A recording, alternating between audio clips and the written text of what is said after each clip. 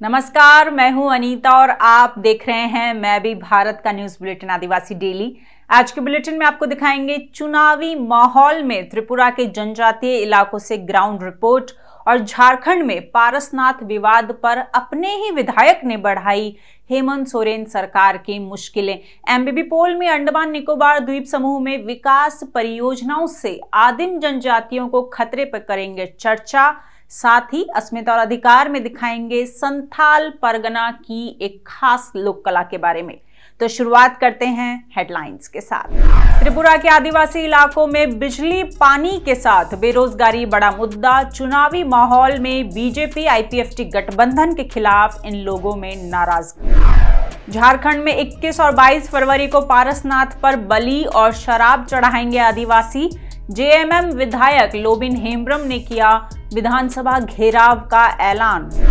असम में आरएसएस समर्थित जनजाति धर्म संस्कृति सुरक्षा मंच ने ईसाई आदिवासियों को आरक्षण से बाहर करने की उठाई मांग। चलो दिसपुर कार्यक्रम में 1 लाख लोग लेंगे हिस्सा। एनसीएसटी के नोटिस के बाद आईआईटी बॉम्बे में एससी/एसटी छात्रों को मिलेगी राहत। उनके लिए एक स्थायी एससी/एसटी मेंटल हेल्थ काउंसलर की होगी नियुक्ति। एमबीबी पोल में अंडमान निकोबार द्वीप समूह में पर्यटन और व्यावसायिक गतिविधियों से मूल जनजातियों पर खतरे पर करेंगे चर्चा। और अब खबरें विस्तार से। आज के बुलेटिन की शुरुआत करते हैं बड़ी खबर से और खबर है त्रिपुरा से। त्रिपुरा में जोर शोर से चुनाव प्रचार हो रहा है। राज्य में 16 फरवरी को विधानसभा की 60 सीटों पर मतदान होगा। 2 मार्च को इन चुनावों का परिणाम आएगा। एक तरफ राज्य में सारी पार्टियों ने चुनाव प्रचार में पूरा जोर झोंक दिया है, दूसरी तरफ इस बार के चुनाव में आदिवासियों या कहें त्रिपुरा की जनजातियों पर खासा ध्यान दिया जा रहा है। सभी पार्टियां इस वोट बैंक को लुभाने में लगी हैं, क्योंकि राज्य की 60 विधानसभा सीटों में से 20 सीटें अनुसूचित जनजाति के लिए आरक्षित हैं। वहीं कुछ और सीटें ऐसी भी हैं जहां जनजातीय आबादी बहुत महत्व रखती है। तो आज हम आपको लेकर चलेंगे त्रिपुरा के एक जनजातीय इलाके में और जानने की कोशिश करेंगे कि चुनावों के बीच आम लोग किस तरह की मुश्किलों से जूझ रहे हैं। इस चुनाव में कौन से ऐसे मुद्दे हैं जो आम लोगों से जुड़े हुए हैं। दिखाते हैं आपको एमबीबी संवाददाता सेलेन कोलोई की एक रिपोर्ट। त्रिपुरा विधानसभा चुनाव में इस बार मुकाबला त्रिकोणीय नजर आता है, लेकिन इस चुनाव की भी एक ही खास बात है कि जिस तरफ जनजातीय इलाकों का मतदाता झुक जाएगा, सरकार बनाने के करीब वही दल पहुंचेगा। इसलिए सभी राजनीतिक दलों के घोषणा पत्रों और भाषण या बयानों में जनजातीय इलाके की बात जरूर मिलती है। मसलन राज्य में 25 साल तक सत्ता में रही सीपीआईएम ने वादा किया है कि अगर वो सत्ता में लौटी तो जिला आदिवासी स्वायत्त परिषद के अधिकार बढ़ा दिए जाएंगे। उधर बीजेपी का भी दावा है कि उसके राज में आदिवासियों का विकास सबसे अधिक हुआ है और आगे भी उनका विकास बीजेपी ही कर सकती है। इस चुनाव में एक तरफ सीपीआईएम और कांग्रेस गठबंधन है तो दूसरी तरफ बीजेपी आईपीएफटी मिलकर चुनाव लड़ रहे हैं। इन दोनों ही गठबंधनों के बीच यह होड़ थी कि टिपरा मोथा नाम के नए दल को अपने पाले में कैसे लाया जाए, लेकिन टिपरा मोथा ने फैसला किया कि वो इस चुनाव में अकेले दम ही लड़ाई लड़ेगी। जाहिर है कि इस चुनाव में सभी दल अपने दावे पेश कर रहे हैं। राजनीतिक दलों के दावों को हमने पिछले कई दिनों से लगातार रिपोर्ट किया है। अब हम त्रिपुरा के ग्रामीण और जनजातीय इलाकों में पहुंचे हैं, जहां हम आम लोगों से ये समझने की कोशिश कर रहे हैं कि यहाँ पर क्या हालात हैं और इस विधानसभा चुनाव में उनकी उम्मीदें क्या हैं। हम जहां पहुंचे हैं यह जगह राजधानी अगरतला से करीब 90 किलोमीटर दूर है और स्वायत्त जिला परिषद का हिस्सा है। यहाँ पर जनजातीय या टिपरासा आबादी के गांव ज़्यादा हैं। यहाँ पहली नज़र में ही समझ में आता है कि बिजली, पानी और रास्ते जैसी मूल सुविधाएं भी अभी तक यहाँ नहीं पहुँची हैं। ये मोदी सरकार शासन में, हमारा मोदी साहब सरकार शासन में उन्होंने कहा था कि प्राइम मिनिस्टर जल योजना, प्राइम मिनिस्टर सड़क योजना और प्राइम मिनिस्टर या क्या बोलता है वो आवास योजना और सबका साथ सबका विकास का बारे में कह रहा था। लेकिन हमारा मातरबाड़ी केंद्र 32 नंबर मातरबाड़ी केंद्र जो भी चल रहा है उसका बारे में हम तकरीबन सभी मातरबाड़ी एडेसी विलेज का अंदर में घूम चुका है। उसी में हमने देखा है जो कि प्राइम मिनिस्टर ग्राम योजना बोलता है या घर मकान सबका साथ सबका विकास जो कहानी वो एक गजब कहानी है। उसी में आपका देखा है कि हर जगह में जाके देखा है कोई पानी नहीं है, नल का लगा के सिर्फ रखा है, वो खुदाई करके रास्ता ख़राब कर दिया। उसी में कोई पानी नहीं आता है, कुछ भी नहीं आता है। और दूसरा रास्ता घाट देखेगा तो वो रास्ता ख़राब है, उबड़ खुबड़ है, सब गाड़ी नहीं चल सकता है। उसी तरह का जो हमारा एडेसी विलेज में जो देखा है उसी तरह से ही हमने सब कुछ देख रहा है। उसी में हम सिर्फ एक ही बात कहना चाहता हूँ, सबका साथ सबका विकास हमारा त्रिपुरा का अंदर में, हमारा एडेसी विलेज का अंदर में कहीं में मैं देखा नहीं है। जनजातीय इलाकों में जब लोगों से बात होती है तो पता चलता है कि इन इलाकों में वर्तमान सरकार से लोग काफ़ी नाराज़ हैं। उनको जो उम्मीदें बीजेपी सरकार से थीं वो पूरी नहीं हुई। उन्हें उम्मीद थी कि जनजातियों के दल आईपीएफटी के साथ सत्ता में आने के बाद बीजेपी की प्राथमिकता पर ये आदिवासी इलाके ज़रूर होंगे। जो अभी बीजेपी गवर्नमेंट है सिर्फ सिटी के एरिया, बाकी कहीं जगह डेवलप नहीं है। सिर्फ अगरतला में होगा थोड़ा बहुत, और जहाँ उदयपुर जैसा ऐसे सिटी में थोड़ा बहुत होगा। उसके बाद जनरल एरिया में और एडीसी एरिया में अभी भी आप कहीं भी जाके देख लीजिए, सब जीरो मिलेगा आपको। देखो अभी भी ये आप देख सकते हैं, ये कितना साल पुराना है ये गांव, ये 200 साल से भी ज़्यादा पुराना गांव है, लेकिन अभी भी ये कच्चा रोड ऐसे रहेगा। ये तो फिर भी ठीक है, और भी जगह बहुत ख़राब है। हमने जो देखा है ना गाड़ी आ सकता है, ना बाइक भी चल सकता है, ऐसे भी बहुत देखा है। डेवलप तो होनो आमदार पर हमारे गांव में कुल 62 परिवार हैं और आप देख ही सकते हैं कि अभी भी हमारे गांव का रास्ता कच्चा है, न पीने के पानी की कोई व्यवस्था है। पहले सीपीएम की सरकार थी और अब पिछले 5 साल से बीजेपी और आईपीएफटी की सरकार है, लेकिन किसी ने भी हमारे गांव में ना तो पीने के पानी का इंतज़ाम किया है, ना रास्ता बनाया है। ग्रामीण इलाकों में जब लोगों से बात करते हैं तो उनके लिए गांव में पीने का पानी पहली और सबसे बड़ी समस्या नज़र आती है। उसके बाद वे बात करते हैं बिजली और रास्तों के बारे में। त्रिपुरा के आदिवासी इलाकों में अभी भी ज़्यादातर गांवों तक जाने वाले रास्ते पक्के नहीं हुए हैं। এখন তো আমরা তো বলতে পারবো না कि रे এখন तो चुनाव के बाद किसकी सरकार बनेगी ये तो मैं नहीं कह सकता हूँ, लेकिन हमारे गांव में जो माहौल है उसमें ऐसा लगता है कि टिपरा मोथा की तरफ लोगों का झुकाव ज़्यादा है। और हमें उम्मीद है कि अगर टिपरा मोथा की सरकार बनती है तो फिर टिपरा मोथा की सरकार हमारे लिए रास्ता, सड़क और पानी का इंतज़ाम ज़रूर करेगी। समस्या जनजातीय इलाकों में यह नज़र आता है कि अब लोग सीपीआईएम कांग्रेस गठबंधन से अधिक बीजेपी और आईपीएफटी से नाराज़ हैं, लेकिन वो बीजेपी को हराकर सीपीआईएम को लाने की बात नहीं करते हैं। उनका झुकाव नई पार्टी टिपरा मोथा की तरफ ज़्यादा दिखाई देता है। त्रिपुरा विधानसभा चुनाव में अब 8 दिन से भी कम का समय बचा है और जाहिर है कि सभी राजनीतिक दल अपना पूरा जोर चुनाव जीतने के लिए लगा देंगे, लेकिन उम्मीद की जानी चाहिए कि जो भी दल चुनाव जीतेगा उन तक आम आदिवासी के मसले ज़रूर पहुंचेंगे।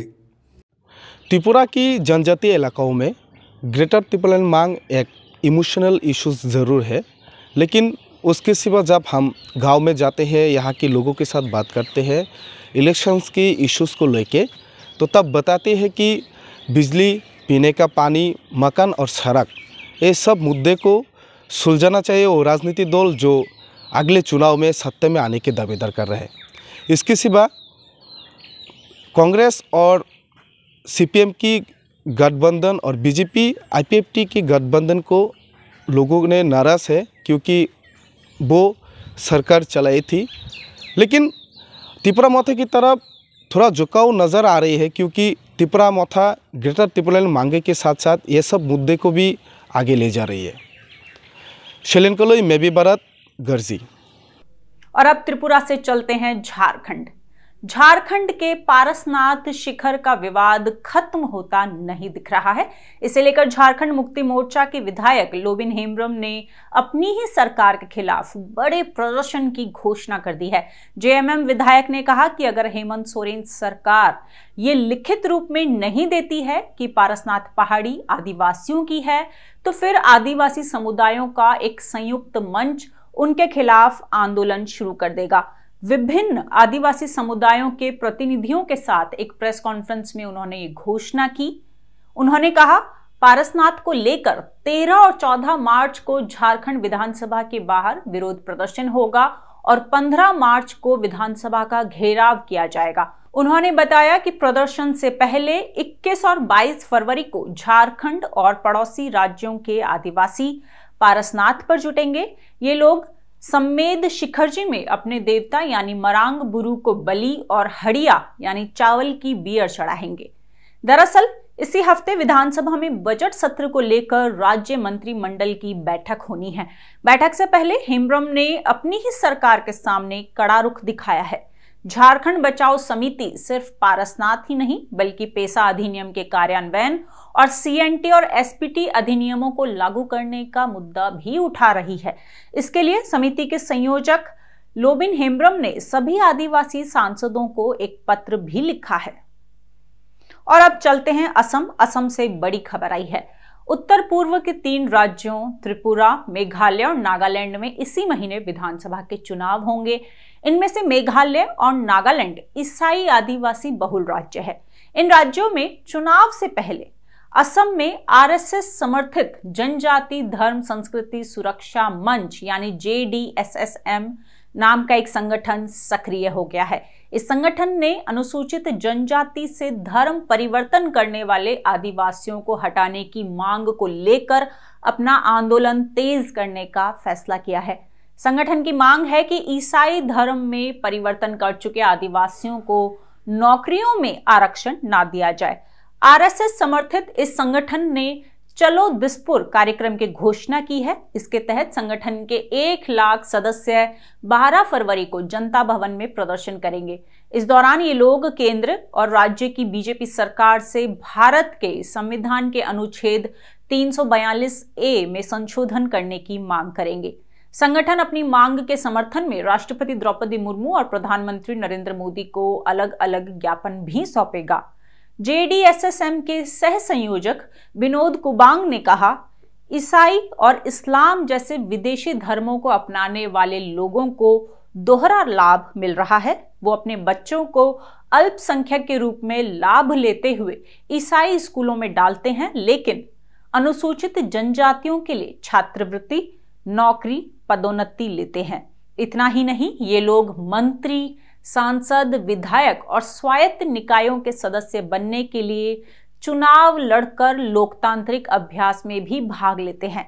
ये लोग उन आदिवासियों के अधिकारों को छीन रहे हैं जो अपनी परंपरा को जीवित रखने के लिए कड़ी मेहनत कर रहे हैं।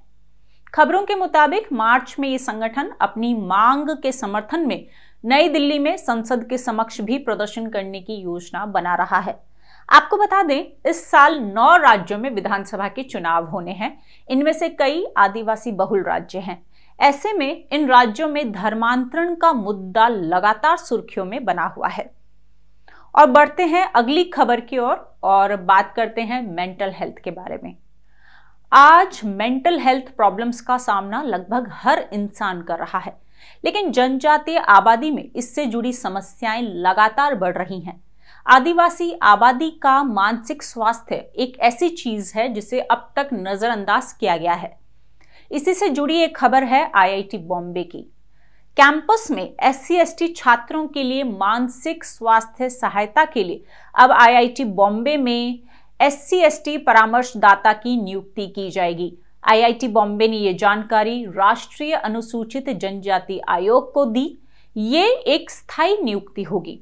दरअसल आईआईटी कैंपस में अनुसूचित जाति और अनुसूचित जनजाति के छात्रों के लिए मानसिक स्वास्थ्य जैसे मामलों में सहायता की कमी के बारे में राष्ट्रीय अनुसूचित जनजाति आयोग को शिकायत की गई थी, जिसके बाद आयोग ने आईआईटी बॉम्बे को नोटिस भेजा था। आयोग ने संस्थान से 3 दिन के भीतर इस पर रिपोर्ट मांगी थी। नोटिस मिलने के बाद आईआईटी बॉम्बे के निदेशक सुभाशीष चौधरी ने आयोग को पत्र लिखा और कहा कि हम अपने SC/ST छात्रों का समर्थन करने के लिए प्रतिबद्ध हैं। बता दें, कई शिकायतों के बाद कैंपस में अंबेडकर पेरियार फूले स्टडी सर्कल एक प्रतिनिधित्व के साथ ST आयोग के पास गया था। छात्रों ने आरोप लगाया था कि कैंपस में कोई भी छात्र परामर्शदाता अनुसूचित जाति या अनुसूचित जनजाति पृष्ठभूमि से नहीं था। ऐसे में कई छात्रों को भारी नुकसान उठाना पड़ा है।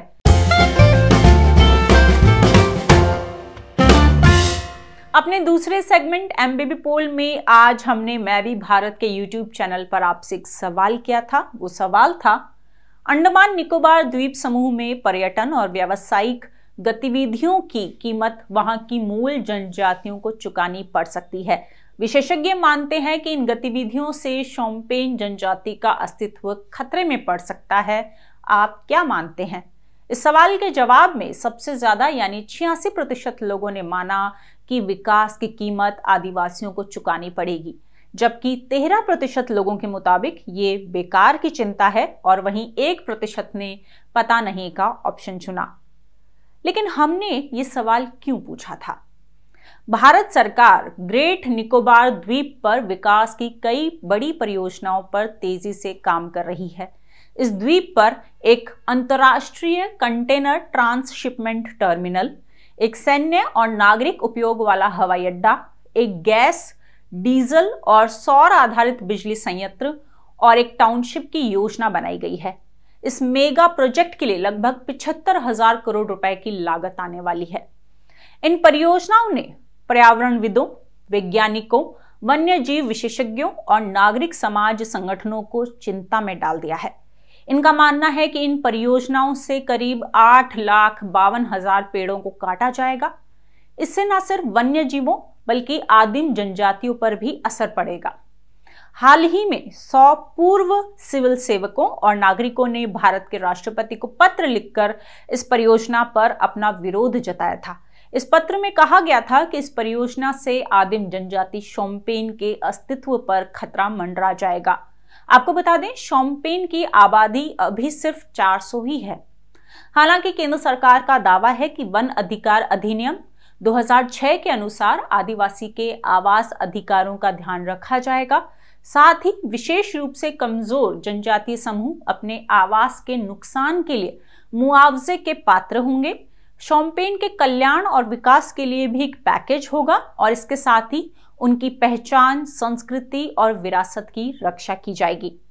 लेकिन सरकार के इन वादों से विशेषज्ञ आश्वस्त नहीं हैं। विशेषज्ञों का मानना है कि शोम्पेन के कुछ समूह विकास स्थलों के बहुत निकट रहते हैं और इससे एक बात स्पष्ट है कि इस परियोजना से प्राचीन जंगलों का विनाश होगा और स्थानीय समुदायों के अस्तित्व को खतरा होगा। इनका मानना है कि विस्थापन के प्रबंधन को लेकर भारत का इतिहास एक आश्वस्त करने वाली तस्वीर नहीं बनाता है। विस्थापन के बाद पुनर्वास योजनाओं पर हमेशा सवाल उठते आए हैं।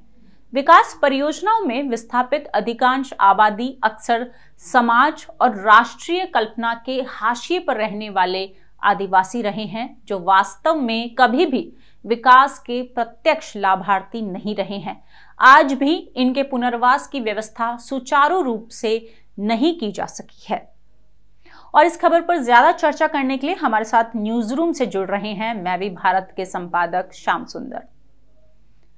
श्याम, जब भी अंडमान निकोबार की बात आती है तो कुछ ऐसे आदिवासी समुदायों का जिक्र होता है जिनके बारे में कहा जाता है कि वो अभी भी स्टोन एज में रहते हैं और इन द्वीपों पर अगर कमर्शियल गतिविधियां होगी तो इससे आदिम जनजातियों को खतरा होगा। ऐसे में केंद्र की इस परियोजना से ये जो आदिम जनजातियां हैं इन पर किस तरह का और क्या प्रभाव पड़ सकता है? जी अनीता, देखिए, जहाँ तक अंडमान निकोबार का सवाल है, वहाँ पर विकास का सवाल है और वहाँ की जो जनजातियाँ हैं जिनको पीवीटीजी कहा जाता है, जिनके बारे में ये कहा जाता है कि वो अभी भी एक तरह से पाषाण युग में जी रहे हैं, उनका बहुत ज़्यादा संपर्क बाहरी दुनिया से नहीं है, एक सीमित संपर्क है। और वो संपर्क भी इसलिए है कि उनकी कितनी संख्या है, अभी उनमें किसी तरह की कोई खतरनाक बीमारी तो नहीं पहुंची है, उनमें किसी तरह के कोई और मसले तो नहीं है। इन चीज़ों का ध्यान रखा जा सके, उनके बारे में शोध किया जा सके, तो इसके लिए औपचारिक तौर पर उनके साथ संपर्क रखा जाता है। और ये भी हमने कुछ जो वहाँ के जो समुदाय हैं उनके बारे में ये भी हमें पता है कि उनमें वैक्सीनेशन भी हुआ है कुछ बीमारियों से उनको बचाने के लिए।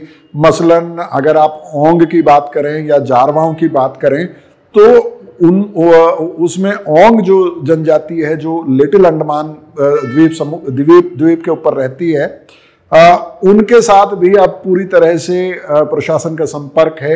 हालांकि हम और आप जैसे लोग उनसे बिना अनुमति के नहीं मिल सकते हैं।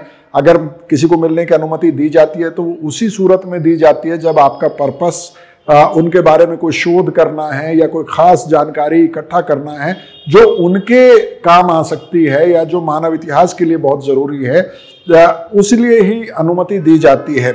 और ये जो प्रोजेक्ट है जिसके सिलसिले में आप बात कर रही हैं और जो शोम्पेन जनजाति का सवाल है, तो वो ग्रेट निकोबार द्वीप की बात है। और इन सारे समुदायों के बारे में जो सबसे बड़ी चिंता है वो चिंता ये है कि उनकी आबादी लगातार घटी है। अगर आप निकोबारी समुदाय को छोड़ दें जो अपने आप में एक फलता फूलता समाज है, उसको अगर छोड़ दें, अगर आप ग्रेट अंडमानीज की बात करें, आप ओंग की बात करें, आप सेंटिनली की बात करें, आप जारवाओं की बात करें या आप शोम्पेन की बात करें, सबकी जनसंख्या जो है वो ऐसे मुकाम पर है जहां उनके अस्तित्व के बारे में चिंता की जा रही है। मसलन जो ग्रेट अंडमानीज हैं उनकी भाषा को बोलने वाला एक भी व्यक्ति अब दुनिया में जीवित नहीं बचा है। और जो शोम्पेन की बात है, शोम्पेन के बारे में अभी ये कहा जाता है कि करीब 200 के करीब उनकी आबादी बची हुई है। तो एक तरफ ये चिंता है कि इनका अस्तित्व, इनका वजूद खत्म हो सकता है, उसको बचाया जाना बेहद ज़रूरी है। और दूसरी तरफ जो है वो लोग हैं जो ये कहते हैं कि इन आइलैंड्स के जो रिसोर्सेज हैं वो विकास के लिए इस्तेमाल होने चाहिए। और ख़ास तौर पर जो इन द्वीपों पर अलग अलग समुदाय के लोग बसे हुए हैं, इन आदिवासियों के अलावा उनके विकास का भी ध्यान रखा जाना चाहिए। लेकिन मोटे तौर पर अगर आप इतिहास उठाकर देखेंगे तो आप ये पाएंगे कि जैसे जैसे इन द्वीपों पर जो बाहर से आकर बसे लोग हैं उनकी जनसंख्या बढ़ी है, उनका दबाव बढ़ा है, वैसे वैसे इन समुदायों के साथ बाहरी दुनिया का संपर्क हुआ है। और जैसे जैसे वो संपर्क हुआ है इनकी आबादी लगातार कम होती गई है। तो ये एक आर्ग्यूमेंट है कि बाहरी दुनिया के संपर्क ने इनके लिए कोई बहुत पॉजिटिव काम नहीं किया है, बल्कि वो इनके लिए खतरनाक साबित हुआ है अभी तक। तो शाम, सरकार इन परियोजनाओं पर 75,000 करोड़ रुपए खर्च करेगी और सरकार लगातार ये दावा करती रही है कि इससे विकास भी होगा और वहाँ की जो आदिम जनजातियां हैं उनका भी ख्याल रखा जाएगा। सरकार कह रही है कि संतुलन बनाया जाएगा। ऐसे में दिक्कत कहाँ है? क्यों जो विशेषज्ञ हैं वो इस पर चिंता जता रहे हैं?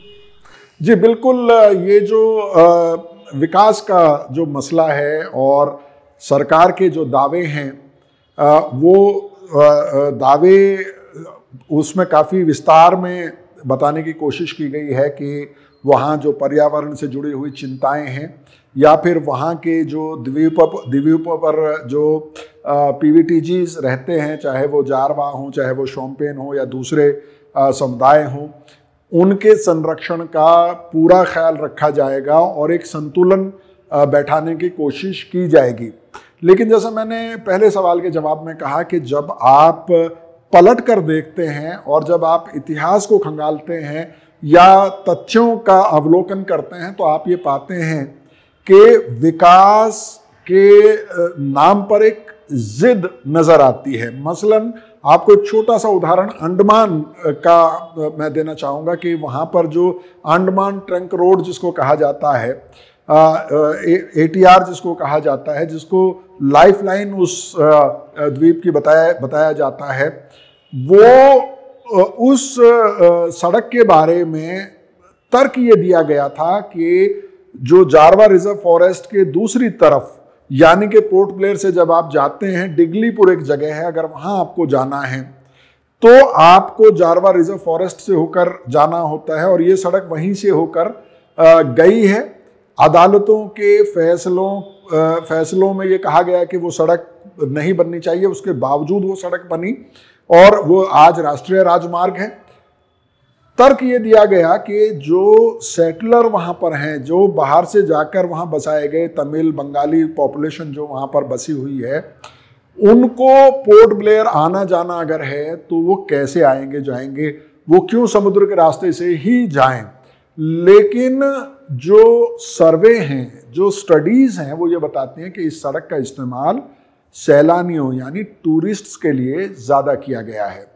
जो टूरिस्ट से जो रेवेन्यू आता है उसको वो जो है एक बड़ा कारण है, वो एक बड़ा लालच है जिसकी वजह से ये सड़क जो है वो बनाई गई है। और उसी तरह से अब जो प्रोजेक्ट आ रहे हैं उन प्रोजेक्ट्स के बारे में भी यही कहा जा रहा है कि हांगकांग जैसे जो शहर हैं उनकी तर्ज पर इन आइलैंड्स को डेवलप किया जाएगा और ये आइलैंड जो हैं वो बहुत बड़ी इनकम का सोर्स भारत सरकार के लिए हो सकते हैं। लेकिन अब ये एक पुरानी बहस है कि आपकी प्राथमिकता क्या होगी, क्योंकि अंडमान निकोबार द्वीपों पर जो पर्यावरण है, वहाँ जो पेड़ पौधे और दूसरे जो वनस्पति हैं वो बहुत डाइवर्स है, वो विविधता से भरा हुआ जंगल है।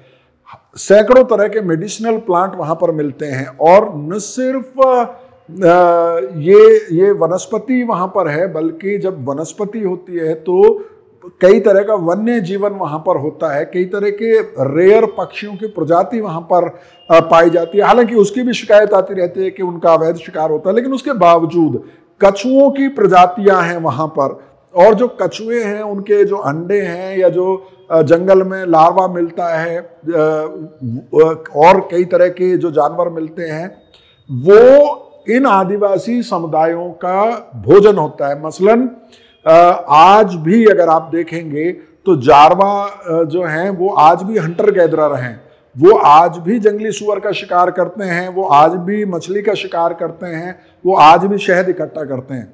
अगर आप शोम्पेन की अगर बात करेंगे तो शोम्पेन आज भी वहाँ पर जो जंगल के भीतर तरह तरह का लार्वा जो मिलता है, चाहे वो मधुमक्खी का लार्वा हो या और लार्वा हो, तो उसको बहुत चाव के साथ खाया जाता है।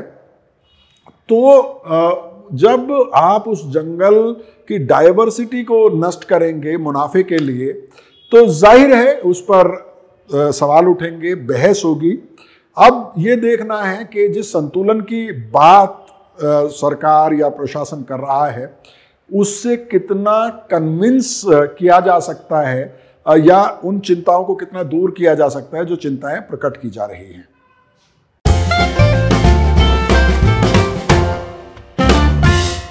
अपने तीसरे और आखिरी सेगमेंट में आज आपको बताएंगे संथाल परगना की एक खास कला चादर बदोनी के बारे में। चादर बादोनी संथाल परगना के आदिवासियों की एक बेहद खूबसूरत कठपुतली लोक कला है। ये कला लंबे समय से संथाल आदिवासियों की संस्कृति का हिस्सा रही है। इस कला में संथाल आदिवासियों के जीवन की झलक मिलती है। पहले इस कला को शायद चादर बदर के नाम से जाना जाता था, लेकिन आजकल इसको चादर बदोनी कहा जाने लगा है। मुख्य रूप से झारखंड के संथाल परगना और पश्चिम बंगाल के झारखंड से सटे संथाल बहुल इलाकों में कभी यह काफी प्रचलित और लोकप्रिय रही थी। इससे जुड़े कलाकार इसका प्रदर्शन अगस्त के मध्य से शुरू कर नवंबर महीने तक गांव-गांव में घूमकर किया करते थे। चादर बादोनी में मांदर, नगाड़े, बांसुरी, झालर और घुंघरुओं से संगीत दिया जाता है। आदिवासी कठपुतली लोक कला की खासियत ये है कि उन्हें उंगलियों पर नहीं नचाया जा सकता, बल्कि इनको एक पैर के अंगूठे और उंगली के बीच फंसी गांठ से कंट्रोल किया जाता है। चादर बादोनी का पूरा प्लेटफॉर्म एक बांस पर टिका होता है। इस बांस पर मौजूद कठपुतलियों को नचाने के लिए इनको एक रस्सी से बांधा जाता है।